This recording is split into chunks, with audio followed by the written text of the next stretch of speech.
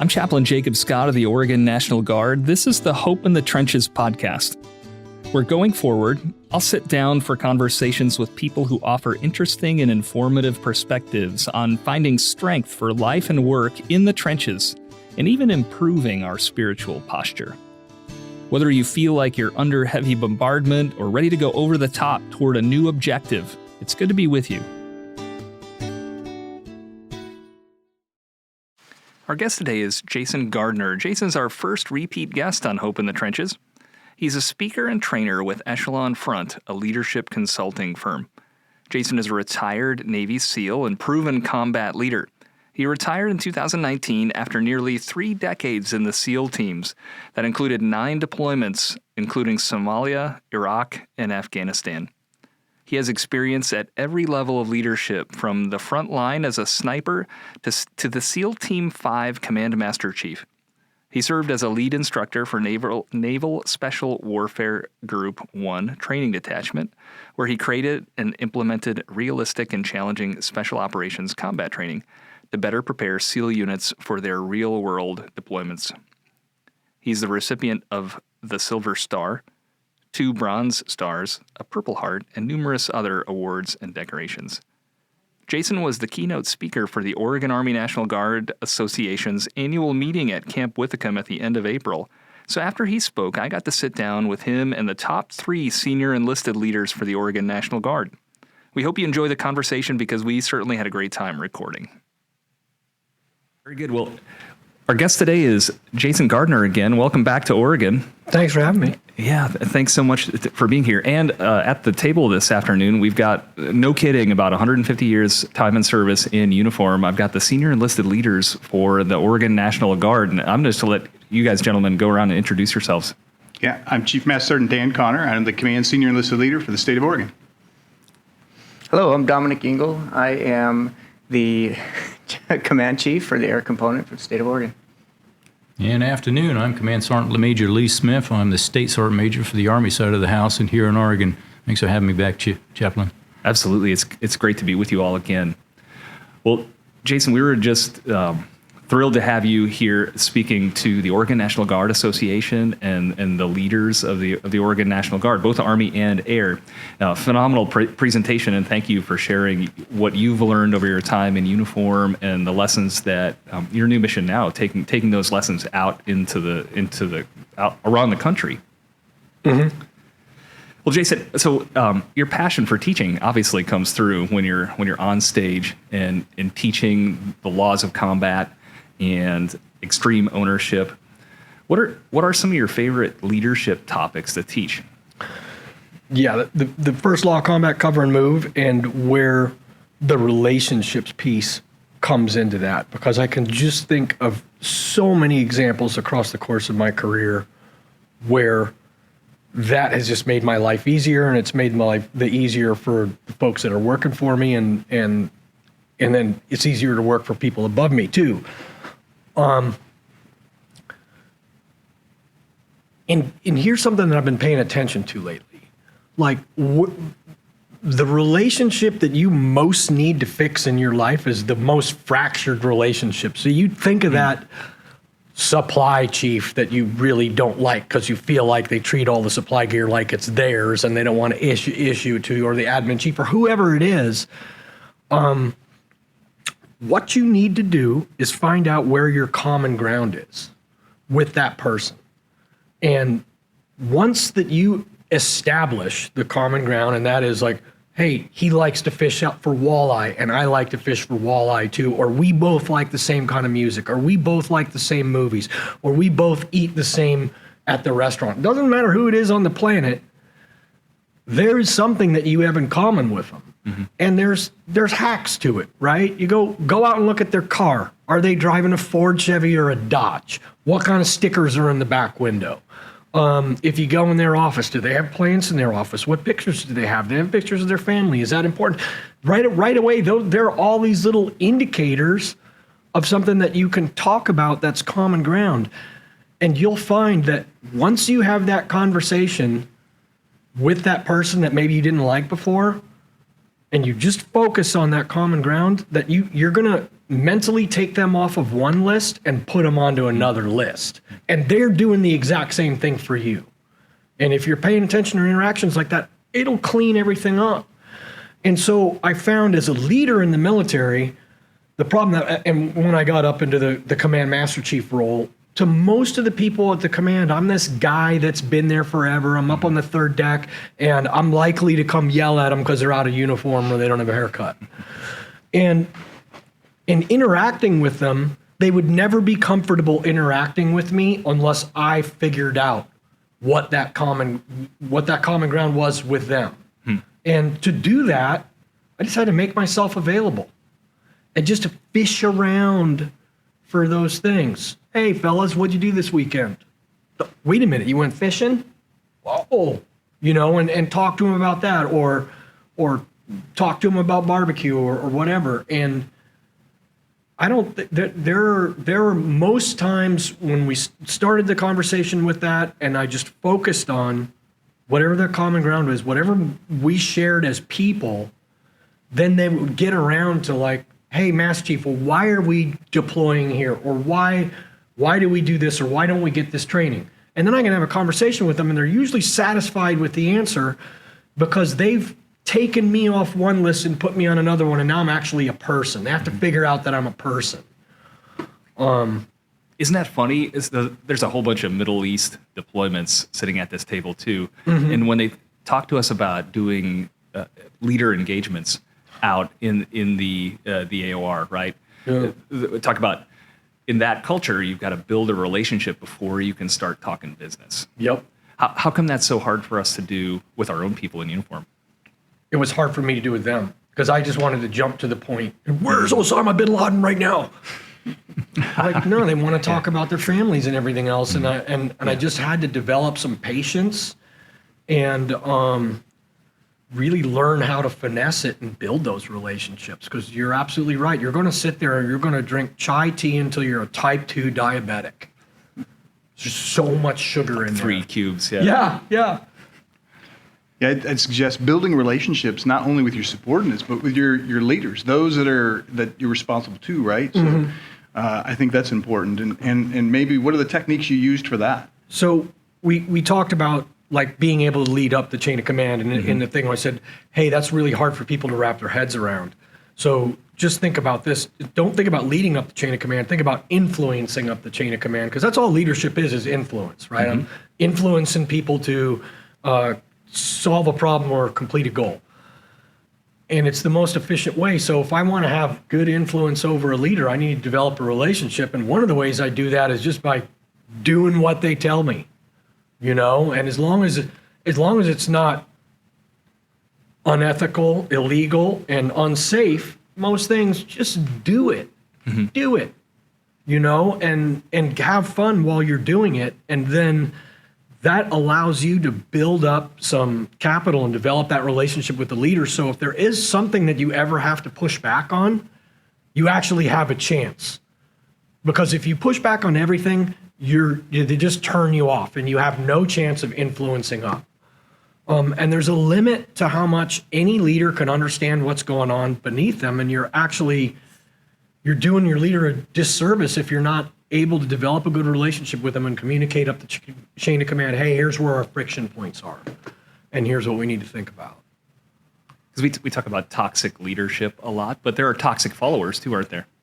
Oh, absolutely. Absolutely. And we've all seen the guy, and I've been one of them, where they're like, hey, we need to go to this training. And then you roll your eyes in front of everybody else. Oh, we go to another dumb training event. And 9 times out of 10, well, every time we're doing training in the military, it's written in blood.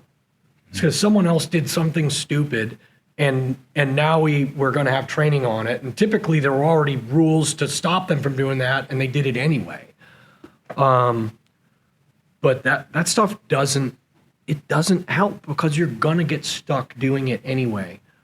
I've got a quick story about a leader that really influenced me when I was younger, and it had to do with Friday cleanups. And I think you shared this story last time. I But, did about the heads. Okay, cool. Yeah, you got it. SEALs cleaning latrines. I don't think Yeah, too many and of our listeners have heard. Yeah. Yeah, we're cleaning latrines, and my boss is like, "Hey, we got to do it." So he made it fun, and then I actually had fun doing it, and then we got done early, and we always passed inspection, and we got to leave, and then after that, we were always volunteering to clean the latrine. And it was all in the attitude of that leader. It's all contagious, and it bleeds down. And so it's like one of those, that's Stoic philosophy. It's like you're stuck doing what you're doing. You might as well have fun doing it. Mm-hmm. So talking about, hey, Jason, leadership challenges, influencing people, influencing subordinates, and influencing up the chain of command. Do you have an example of probably the most challenging experience when it came to leadership in the SEAL teams? What that, kind of give an example of what that was and how you handled it? I was putting you on the spot. There was like when I was a young leader, there were some guys that would do stuff and then I'd just yell at them. And then they would just do it again. I was like constantly yelling at a guy about, it's like, dude, I need you to cut your hair. And it was because I was frustrated with them and I wasn't looking at it from the right direction. Then one day I was thinking about just the whole good order and discipline thing, right? And it's like when everybody's at a unit, everyone's out of uniform and their stuff, you just start to get heat. The senior enlisted guy is getting heat from all directions, and then a lot of times he gets frustrated and he just starts barking at everybody. Cut your hair, be in a good uniform. And I was thinking about it and I was like, well, I want the person, they're going to be a better person if they look professional. And so I pulled it back to that and I came up with a saying, professionalism equals freedom of movement. Yep. Mm-hmm. Because that's what happened with me.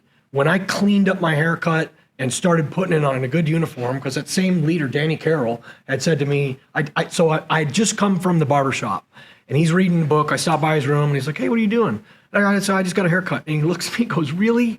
He goes, you're going to be out of regs tomorrow. And he laughs at me, but he says it not in an angry way. He's like, man, just try getting inside the regs and be in a decent uniform and see how much easier your life is. And I was like, okay, I tried it. And it worked almost right away. Right away. People were like happy to see me. They're giving me more responsibility. I'm getting more latitude. Yep. And I was like, this is great. You're kidding me. I missed out on this. So then I'd forgotten that lesson when I promoted and I was like, hey, schmuckatelli, cut your hair or whatever. And I was just like, have these conversations with them. It's like, hey, man, do you think you look professional right now when you're not in regs? Well, that really shouldn't matter. I'm like, yeah, okay, I know you. I know that your gear is squared away, but if I don't know you, do I think that? Well, probably not. Right. Check it out. If a guy comes over to your house and he wants to take your daughter out on a date and he's rolling with his pants about mid-thigh, are you stoked about that? Nope. Well, how dare you judge him by how he looks, And so that's what people are doing. And I'm like, your life's just going to be easier. And what's more, we're in a big competition with all these other units to get work.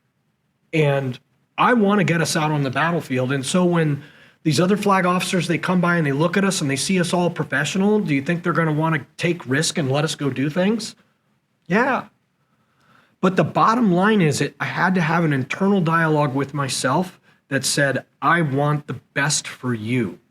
When I was telling people how to get up to the standards, because when people are up to the standards, it makes them a better person, right? They're a better member of the military. They're a better member of the community. They're a better, whatever you name out there. When they're up to those standards, they're better. And so when I had that in the back of my mind, I was able to have these conversations with them. And then my complete tone was different because I wasn't coming from a place of anger. I was coming from a place of, hey, I want you to be better. And so that comes across in that all that nonverbal communication. And then when someone wants the best for you, it's hard to push back on that. Right. Yeah, and that builds confidence too amongst Yep. amongst the team or amongst your squad or whatever you're dealing with. Yeah. Yeah, And absolutely. trust. And trust too. When they believe and you've demonstrated that you actually care about them and their well-being. Yeah, because and then so like as I'm thinking of it right now, when I'm yelling at people, I'm mad because I'm getting heat. But when I'm giving you like, hey, bro, here's how it's going to be better for you. Now I'm actually not concerned about whatever heat I get, and you know what? I can take all that heat, and I deserve it actually if I haven't been leaning into these problems and spending time and explaining to my subordinates, hey, here's why it's important to be up to the standards. But that's hard to do in the moment. It's like yeah. black belt level emotional jujitsu to be able to detach from those emotions because you just got barked at because one of your guys was over at the base PX in just looking like a dirtbag, you know? You're like, grr. But then you're like, okay, well, check. Hey, I got it. I got to go fix that. And I got to go spend some more time with that person. And when you do that, you get to the situation, hopefully, eventually, you will get there where folks start looking out for each other because they're taking a little bit of pride in how they are. It's really contagious. Oh, it is. It is. Well, and I one of my mentors. Well, it was at the cemetery. It was at the cemetery. It was at the seminary. Yeah. No, we're not there yet. It was at the seminary, and he was talking about going into a church, and he said he would introduce himself to the people now that he's been called to lead and to serve, and he would say, "Look, if we are together for long enough, there's going to be a time where I'm going to let you down." And so I pray that I will have treated you with enough grace that when I let you down, you'll show the same grace to me, right? And I think if you treat your people with respect and build that trust, then you kind of get some slack to lose your temper every now and then, or maybe they give you that leeway if they trust you and they care about you up the chain as well. Yes. Jason, like you were talking earlier about some emotional deposits and then withdrawals. Sometimes you make these emotional deposits and then you have a bank account to make that withdrawal when necessary. Absolutely. And so then that's those are the times when I make those withdrawals where I'm just like, hey, everybody, we got to do this now. We don't have time to questions. I need you to go over there, you to go over there, you know, and be very direct, which is a less than ideal way to lead most times. But people will let that happen. And you just have to realize, okay, that was a withdrawal. Next time I'm better off to saying, hey, folks, here's what we need to get done. Let me hear what your ideas are on how we're going to get it done. And then that's a better way to do it. And what's the next level below what we were just saying, where the people are going to give me some breaks? How about giving myself a break? So I find when I think about being kind or less judgmental with other folks, it results in me being less judgmental with myself. And I don't think I'm the only one that has a negative internal dialogue. Most people probably do. Most of us look in the mirror and we can find every stinking little flaw that we think we have, and then we're going to beat ourselves up over it. And we're going to beat ourselves up over stuff that we did 10 years ago and last year and today. And I'm not to say that you don't just blow it off, but you can't just continue to beat yourself up. But if you treat others with empathy, you wind up treating yourself with empathy, and now it's an upward spiral, right? And I suspect that's what Jesus was talking about when he said, "Judge not, lest ye be judged." You go judging other people, you're really just judgmental on yourself as a byproduct of that. Right. And so, you know, one of the things I brought up today when we were talking that just came to me up on the stage is like, who's the easiest people for most of us to judge? It's that poor homeless person who's standing out front of freaking Walmart or whatever, holding up a sign in the rain, and you're like, get a job, loser. You know, that's what you're thinking. And they're like, wait a minute. It's not easy to stand out in the weather and hope people give you a handout. Their lives cannot be easy. I don't think they're living it up in these tent cities that you see underneath the, you know, the overpasses or wherever all the homeless people are at. And so I don't think that it's not the right thing for me to judge them. They're carrying a lot more baggage than I've got. Very true. Hey, Jason, on that same thread of looking at yourself, as leaders, we spend a lot of time trying to take care of our airmen and soldiers, and we spend all of our time, and sometimes we end up being fueled on coffee and ibuprofen. We forget to take care of ourselves. Right. Can you comment a little bit on how taking care of yourself as a leader translates to a more effective leadership style? Oh, absolutely. If you're not at the top of your game, then you're not showing up to work ready to lead. And so if you're, if you didn't get enough sleep last night, if you're having troubles at home and you're emotionally not on top of the game, it's going to affect how you are at work. We all know this. It's the first place you look when one of your subordinates is having a problem. It's like, hey, what's going on at home? And so that's when, we have this saying at Echelon Front, discipline equals freedom, and you need to be disciplined with your own health and your emotional stability as well. And so that means like being very disciplined about your sleep, on your diet, on your exercise, on all those facets of good health. And that's where leadership starts. It starts with you. It starts when you look in the mirror. And if I'm just worried about what I'm going to say to other people, I'm not doing it right. I need to start with who I am, and how I'm showing up. Absolutely.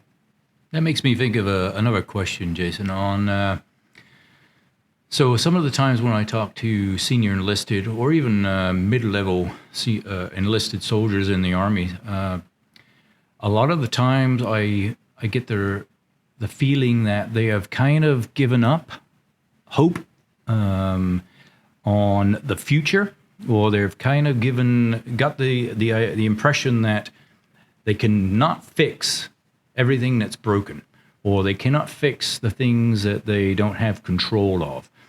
And, obviously as a senior enlisted, we try to inspire them and say, you do have some control. You can fix these things, and it's not all broken, and there is hope.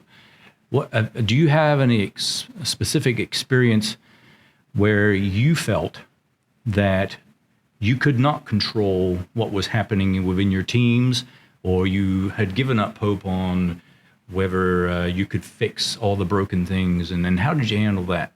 Does that question make sense? Yes, it makes complete sense. So Okay. when I get a scope of like the issues in the picture is too big, and so when I was paying attention to the news all day long because it was up in the workspace.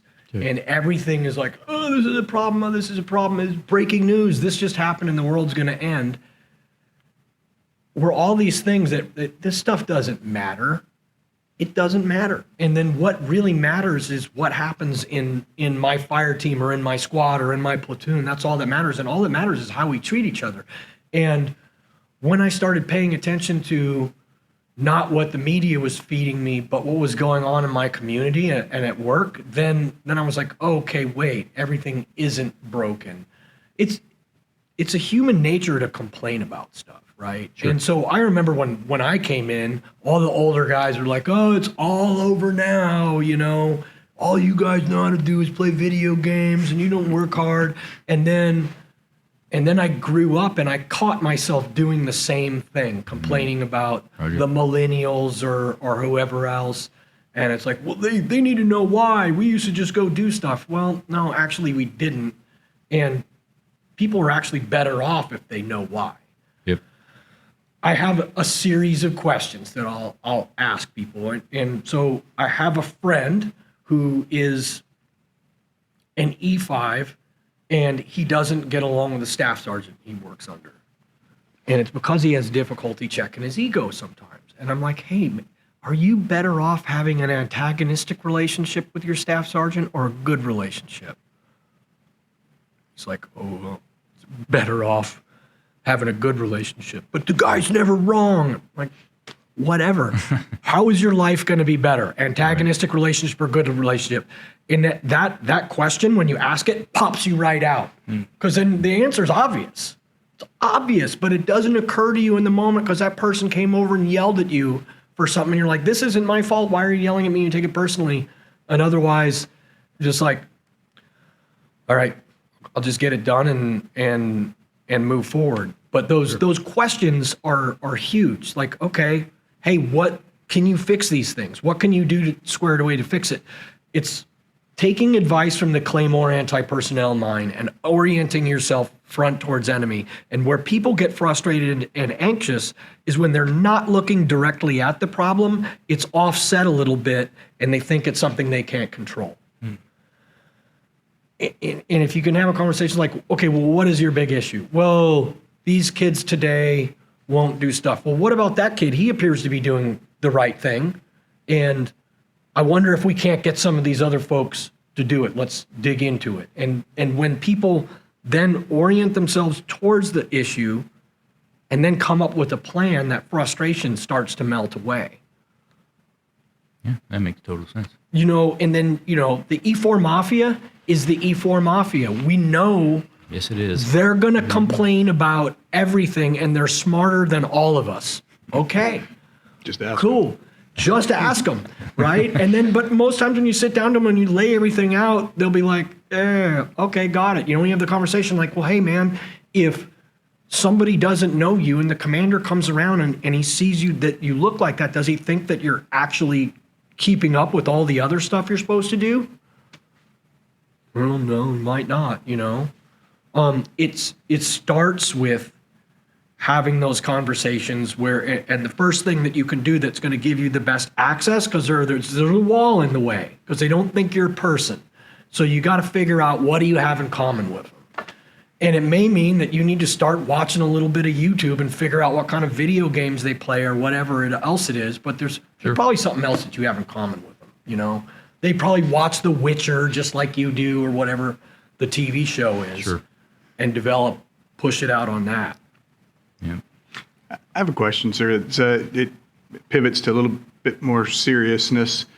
Not that all these topics aren't serious, but this one's really serious, and it has to do with suicide. Uh-huh. And I'll tell you, I think that we're doing our best to try to normalize behavioral health.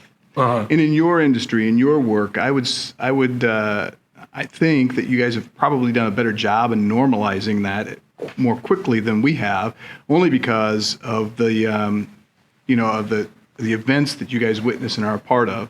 How do you normalize behavioral health? We've got a problem, and the problem is there aren't enough. There aren't enough psychologists to go around in the military, and so that's where the chaplain are going to step in and fill that void, because that they're, for a huge portion of the people, there's someone that you can see. It's still, I think we've come a long way, but it's still seen as weakness when you go ask for help. Yes. When I got back from my 2009 deployment, I was a hot mess. I was addicted to Ambien, so I wasn't sleeping right at all. And then I was self-medicating with alcohol every day. My temper was like a 3-millisecond fuse, go off at everything. My wife looked at me and she's just like, hey, you're not the same person that went on deployment. Please go see the counselor. And because in my relationship, I think I've kind of like outrun my coverage or whatever. I don't want to mess things up with my wife. I was like, okay.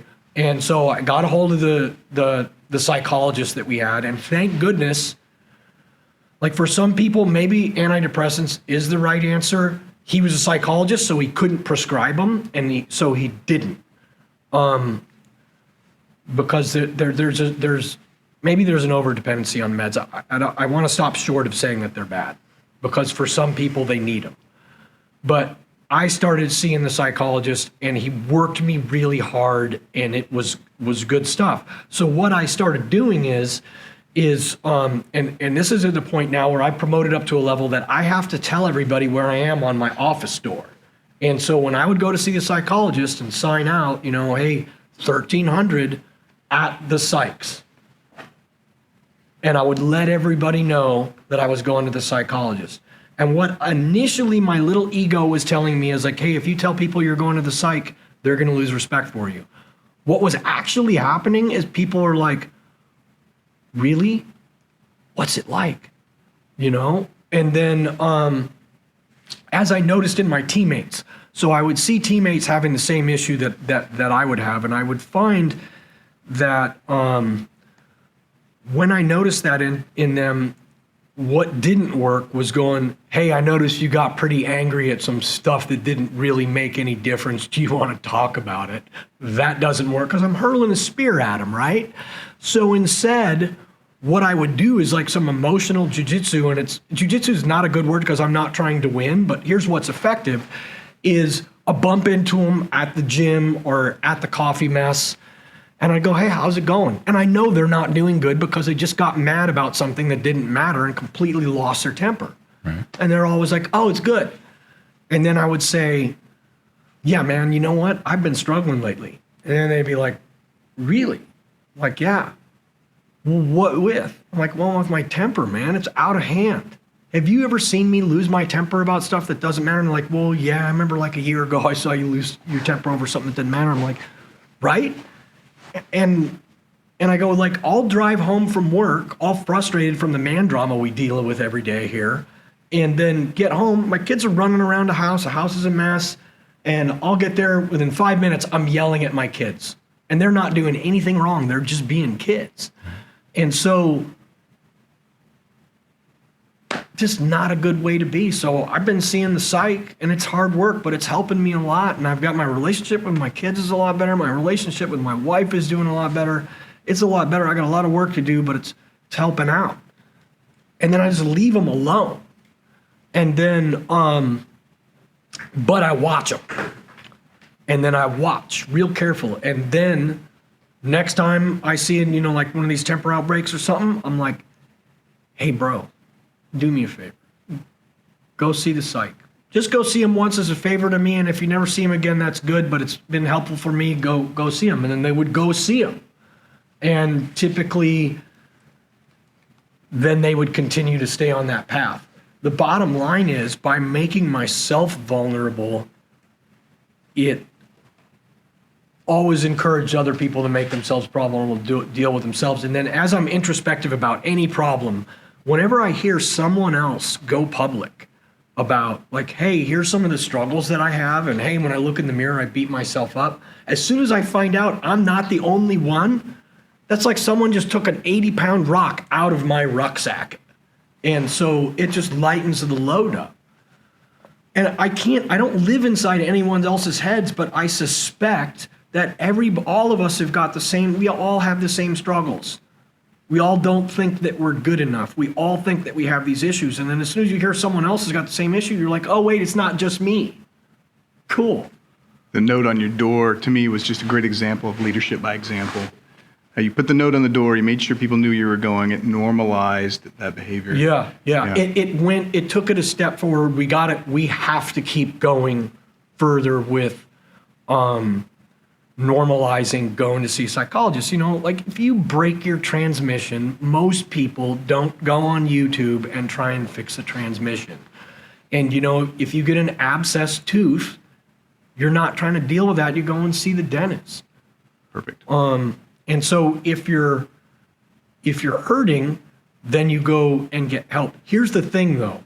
When people get caught in that downward spiral, they don't realize that they're in it. And so that's where, as teammates, if you consider your unit a family, that's where we look out for each other. We watch each other, and then we got to make time for each other and be present for each other to help them when they get in those situations. Jason, I'm sure you'll agree that even before you get in trouble, it's like going to the gym before you get out of shape. You know, go seek that help and become resilient. Seek your chaplain's help. Seek your psychological health professionals long before there's trouble. Normalize that behavior. Yeah, that's perfect. Absolutely. Just get in front of maintenance. It goes along with that, like you say, Jason, of taking care of yourself. Yep. I mean, if you're mentally taking care of yourself, you're going to be a better human being. You're going to be a better leader. You're going to be a better family member, as well as getting that good sleep and taking care of your diet and your exercise. Yep. Take care of your mental as well, and that's critical. And us as leaders, we have to do that.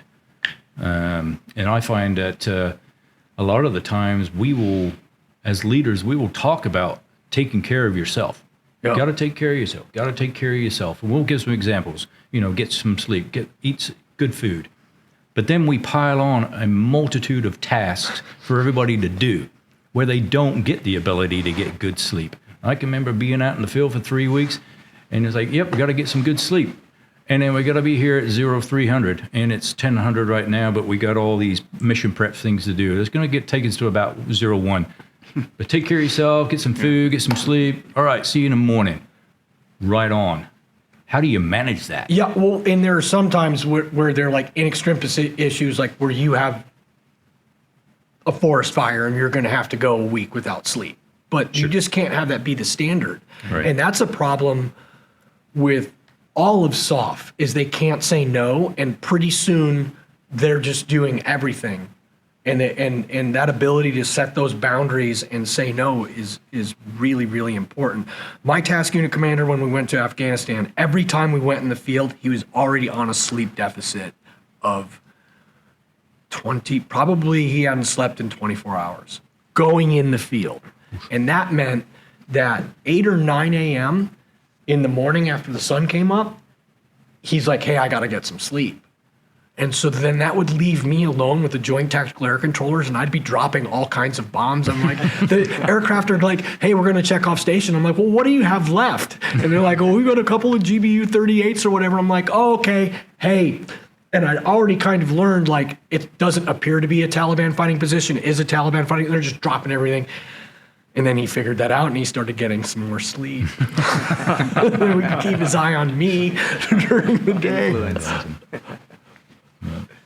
I think that's critical, taking care of yourself, because then it shows the example that soldiers need to take care of themselves, which I think will ultimately, Chief, reduce the amount of suicides. Yeah, I'd like to think so. Yeah, I'd like to have hope for that. Yeah. You know, and then my understanding when we really are at the biggest risk for suicide is when folks transfer. Oh, yeah. And they're in between units. Now, I know that alcohol and lack of sleep are huge factors in every military suicide, but also when people are in between is another spot where they're at high risk because they're not part of a unit and they don't feel like they belong. And I think if you got to a situation where someone has a sense of belonging to a unit, that they wouldn't consider it because they would not want to let their teammates down. Very true. And so looking at ways that you can make people feel like that they belong to the unit, and that's like just including them in some of the decision-making processes, paying attention to what they've got going on in their personal lives and all that.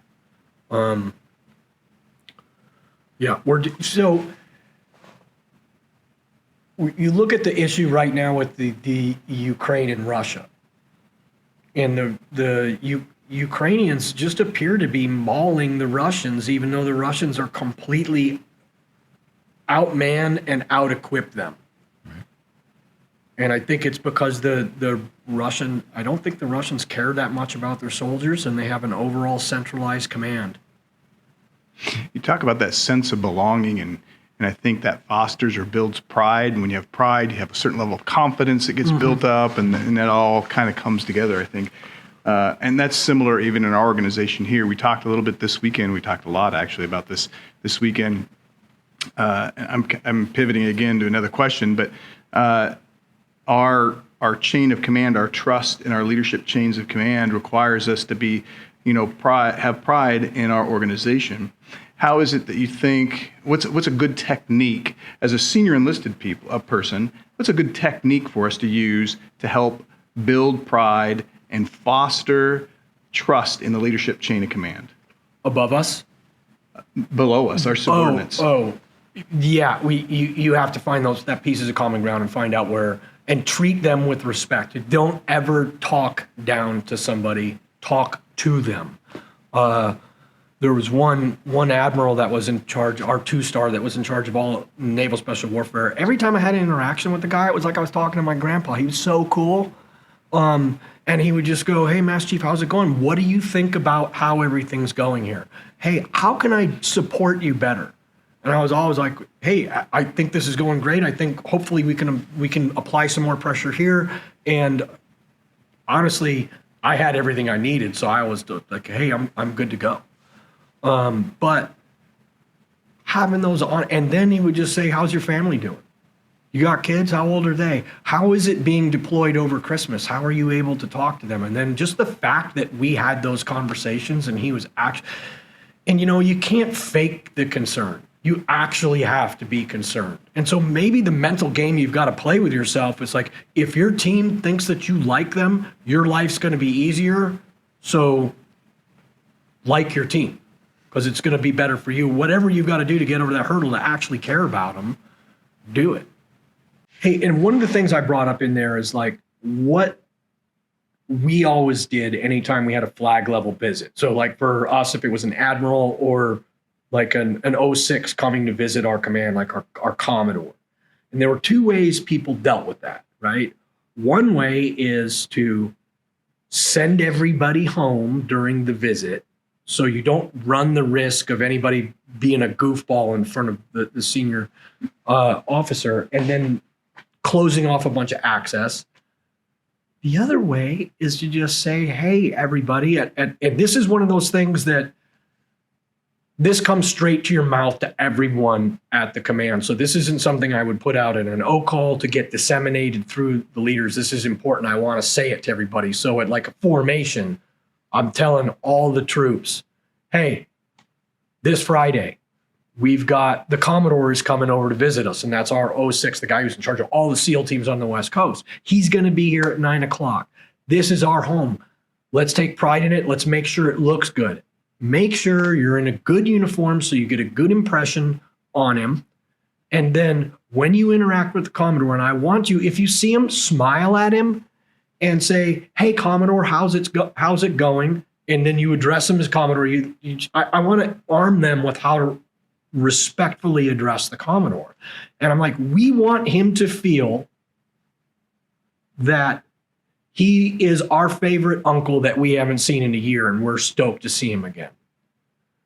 Because you know what? Our life is going to be easier if he has a soft spot for our command, our lives are going to be easier. It's going to be better. We're going to get that extra money to do some of those extra training trips you want, or we're going to get that extra something if we do that. And it always worked out great. They would come over, they would interact with everybody, and it would be a great experience for them. And then after that, if that's a huge deposit of leadership capital or that account with that Commodore. And after that, if it's like, hey, we have this issue and can you help us out? Every time they would. And we would do that anytime we got a flag level visit with a general or any kind of dignitary, you do it and it just pays off in spades later because those people can make big decisions. And if they had a good experience with you, your life is just going to be easier. And the troops will see that.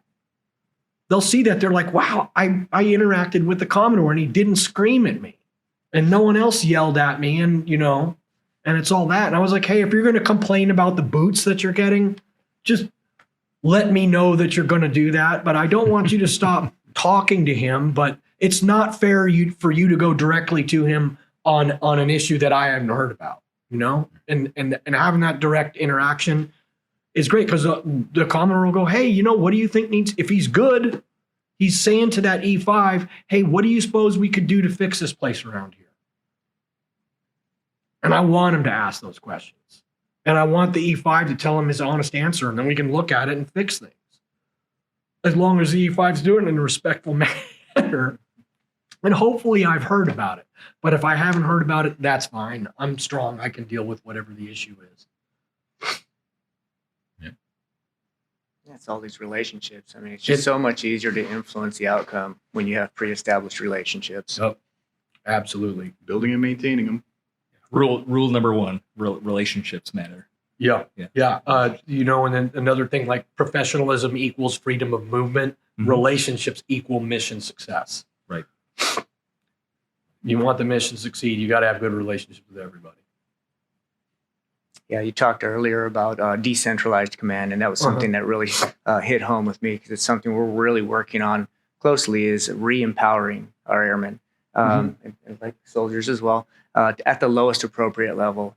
And a lot of times that becomes difficult twofold. One, leaders that don't want to let go of authority and responsibility. I don't want to say power, but really just kind of keeping that all to themselves.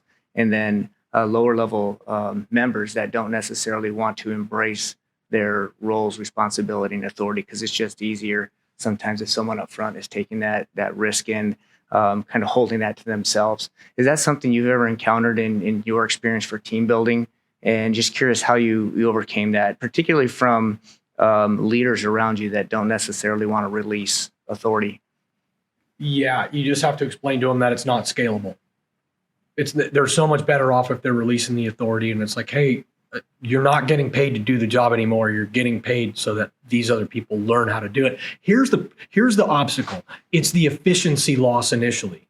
If I know how to do something really well and I'm teaching someone else how to do it, there's an efficiency loss in the short term. In the long term, you're much better off.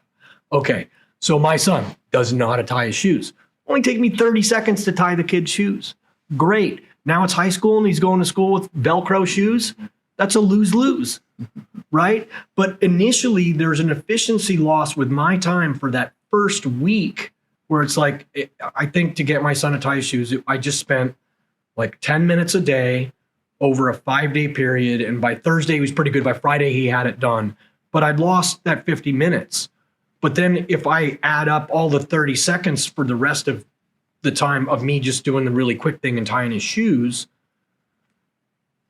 it's faster. But it's that initial hurdle. And that's where we talk about discipline equals freedom, because it takes discipline to make it through that loss of efficiency to get to the other side where now they know how to do it and they've made their mistakes. And now you have the freedom. Then now as a leader, you're not having to look down and in, you can look up and out. And some folks, you've got to rein them back, and other folks, you've got to push them a little bit. And that's just, then now it's going to vary based on the person. Gotcha.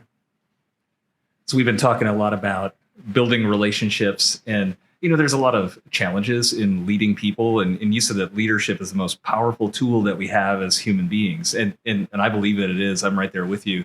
It can also be one of the most frustrating and one of the most difficult, but can absolutely bring us the most joy, and the rewards are so high.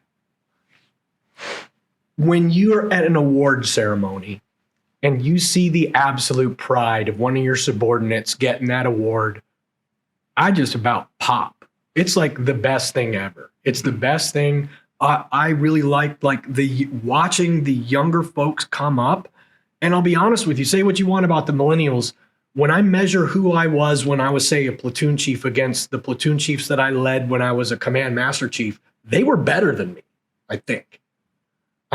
They were better leaders, and it gave me such pride to see them do better. And just to see the pride when someone brings in a new baby into work, mom's doing whatever, and I got the kid with me this weekend or whatever. That's awesome.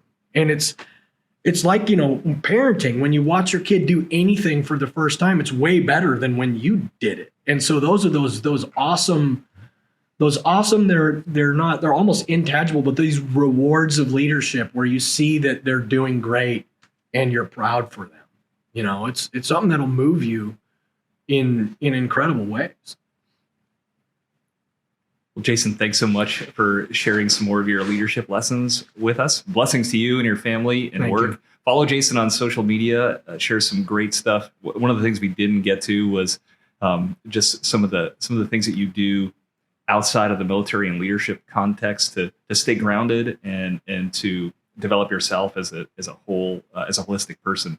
So, hey, thank you again for spending so much time with us today. Thanks for having me. It's great to do this in person and not through the clicky Zoom call or whatever we did last time. That's great. Yeah, Chief Cotter, Chief Engel, and Commander Major Smith, thank you guys again, and God bless you too, and the people that you serve. Thanks. Thank you. Thanks, Awesome. Jason. Thank you. This podcast is produced by the Oregon National Guard Public Affairs Office. My prayer for you is that wherever you find yourself, that you might find hope for today and strength for the ambiguity and chaos of life. Blessings on the rest of your day.